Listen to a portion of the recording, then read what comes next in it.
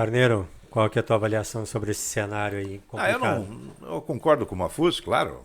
Eu não vou perder tempo com Cartola. Eu acho que os profissionais estão fazendo o trabalho. Você já viu que houve indícios de melhora no empate em Cuiabá. O Curitiba teve um posicionamento de jogo superior às partidas anteriores. O Antônio Zago está agora descobrindo o elenco, conhecendo. O elenco não é grande coisa, formado pelos dirigentes, né, amadores. Então, o que acontece? Esse pessoal que assumiu o futebol do Curitiba, com já a empresa, né, Tricorp, eu tenho a impressão que eles estão, claro, fazendo uma grande avaliação. Eles vão ter que dispensar aí uns 8, 10 jogadores e contratar essa mesma quantidade com melhores recursos. Talvez não precise tanto, mas com mais qualidade. é uma expectativa aí de que venham jogadores na janela, né? Exatamente. Por quê? Não adianta ficar fazendo discurso, dando entrevista, isso aí não vai a lugar nenhum. Você tem que ter um programa, um planejamento no futebol para recuperar o time dentro de campo. O Curitiba só vai evitar o rebaixamento se somar pontos. Como é que soma pontos? Primeiro, tem que ganhar ponto em casa. O Alto da Glória virou um salão de festa dos adversários. E que foi um trunfo do Coxa no ano passado. Sempre. Torcida presente, 40, 42 mil pessoas. Uma torcida fantástica, vibrante, né? Bonita a torcida do Curitiba. Agora, os jogadores, eles têm também que ser cobrados e tem que ter mais responsabilidade. Agora, se contrata um Zé Mané, que é o empresário fulano de tal, é que o canto da sereia acabou, como aconteceu na Odisseia de Ulisses, né? Ficaram todos, vamos contratar, e achando que tinham feito grandes negócios. Tudo jogador meia boca. Tem que contratar qualidade. Curitiba não precisa quantidade. Agora, o Antônio Zago não é bobo. Ele sabe trabalhar. Bom técnico, é bom técnico. E o Arthur, que é o supervisor, o CEO, sei lá o quê, Sim. Essa gente sabe o que está fazendo. Então não vamos perder tempo com o Cartola. Deixa o Cartola se divertir. Vai fazer discurso lá no Cascatinha, no Madaloso, o povo bate palma e segue a vida. O importante é dentro de campo. Jogo duro com o Palmeiras, nesse final de semana, mas vai pegar 2 partidas em casa que dá para fazer graça. O Santos e o Internacional, ambos eliminados da Copa do Brasil. Mafuz, digamos, numa direção diferente, a própria Tricorp, que é um nome aí que a torcida do Curitiba já se acostumou e a gente vai seguir falando. Tem muita gente que não gosta muito desses assuntos, de SAF, Sociedade Anônima e tal, mas como eu disse, é algo que virou assunto comum e importante.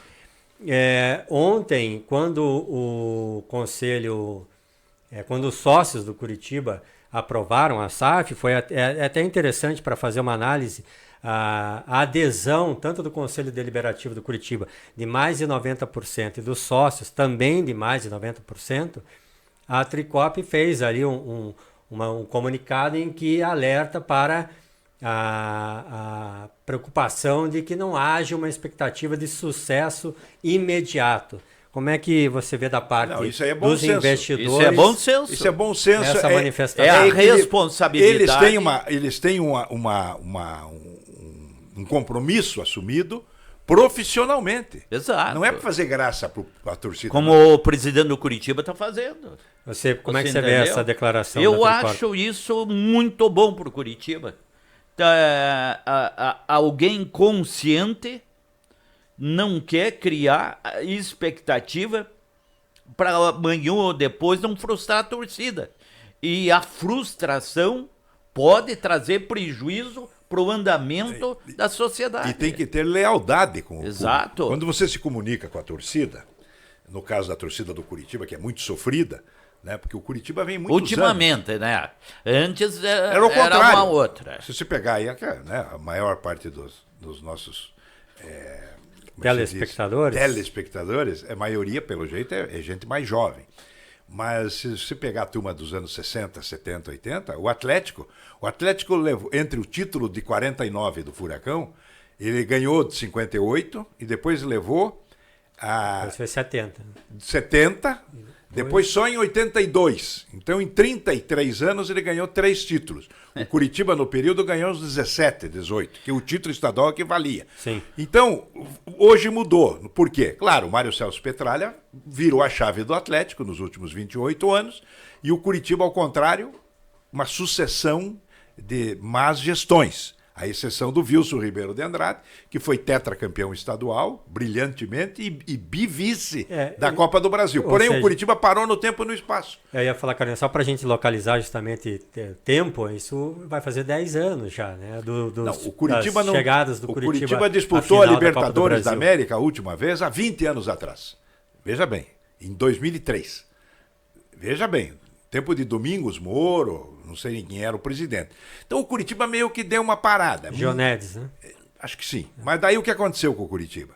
É isso aí, muita vaidade, muita ilusão do dirigente para o torcedor. Agora, esses profissionais desta empresa que está assumindo o clube, eles sabem que eles não podem brincar com o povo. Né? E nem com o dinheiro deles. Claro, porque deve ter uma cláusula de rompimento desse contrato. É evidente. Agora tem o seguinte... Vai. O sistema de SAF no Brasil, ele não pode ser analisado e não vai ser analisado, ou pelo menos não pode ser analisado, como são as sociedades na Europa, na Inglaterra, na Itália, porque a cultura do brasileiro, e o Vasco é o exemplo, todo o sucesso, qualquer que seja o sistema de associação de empresa, depende do resultado de campo. O Vasco já está entrando em crise, os americanos que comandam o Vasco já estão querendo oferecer a participação deles, porque gastaram 198 milhões até agora, parte para pagar dívida, parte para contratar, e o time está lá lutando contra o rebaixamento e a torcida quer uma providência. Mas na Europa tem outra cultura, como o Mafuz mencionou, porém também da curto-circuito. O Manchester United, Exato. O Liverpool no momento, e o Arsenal, que perdeu um título ganho, né? Ainda bem que ele foi para a Liga dos Campeões. Há muita contestação. Por quê? Porque pertence a americanos, e os americanos vê o custo-benefício. É diferente dos árabes. Os árabes só vê benefício, não vê custo. Mas o árabe gosta de futebol e o americano não. É. O soccer, né, que eles chamam. E no caso do Manchester United, há uma crise permanente. Todo jogo a torcida do Manchester protesta. Claro, porque o vizinho, o Manchester City, mal comparando, é a dupla Atletiba. Um só sobe, o outro só baixa. É evidente, dentro de uma mesma cidade, né? Eu conheço Manchester, ela é uma cidade importante, grande, né? Mas não tem assim uma superpopulação, não saberia dizer. Mas é uma hoje. cidade operária. Uma cidade como Curitiba, talvez, um pouco mais, um pouco menos. Agora, o que acontece? Todo mundo se cruza, quem é City e quem é United. E daí dá aquela dor de cotovelo. É ultra polarizado, né? São os dois clubes que dominam o cenário.